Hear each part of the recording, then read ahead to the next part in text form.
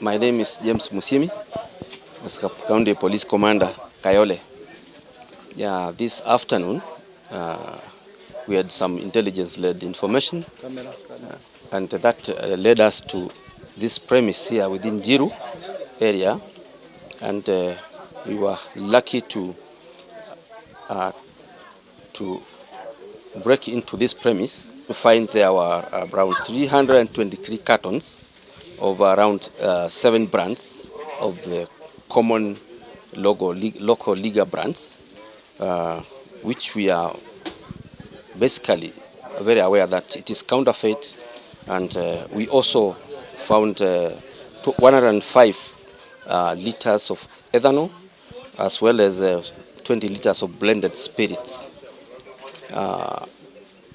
There are also counterfeit KRS stickers as well as branded stickers of these conventional legit Liga brands. The premise is used as a distillery as well as a packaging facility for the owner.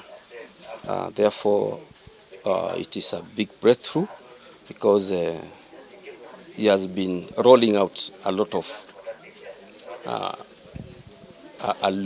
quantities of these brands to the local markets, which believe it has dealt a blow to the human public health as well as the local market circulation of the right brands. We have not made any arrest. By the time we pumped into this facility, the owner had already escaped, but we'll catch up with him. All those who are involved in this vice, you learn but you not hide.